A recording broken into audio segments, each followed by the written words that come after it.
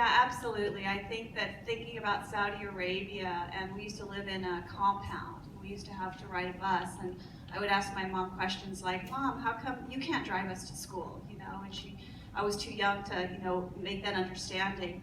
And so that was sort of my first sort of warm up into women's rights. And then when I lived in South Africa, it was before apartheid. Sorry, it was during apartheid, and so we had a maid who used to come to the house, and she would have to leave by a certain time, and she would have to have a necklace on that had her ID on it.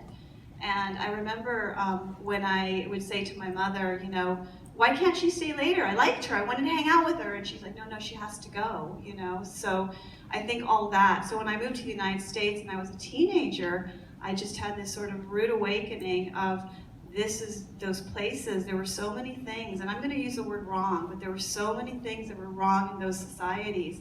And though I love South Africa, and I love Saudi Arabia, and I love Greece, that sort of opened my eyes to other people. So I think I've always been interested. In fact, I did my master's thesis on Senegalese and Nigerian literature, looking at it from the real sort of African perspective of what it's like, because there's a lot of one of the things that you learn very quickly with feminism and with LGBT is that within these groups there's a lot of division also, and that's very unfortunate and very sad for me. That's probably the saddest thing for me, that when you are a feminist, then there's all the divisions. When you're in the community, then don't put the I in there. So and that's really sad. And so for me, I just always try to say that we just need to learn and listen and call people what they want to be called. And so that's kind of where I became very interested, definitely from where I've lived to coming to these realizations of being very lucky and wanting to share some of that luck with other people in whatever power I have.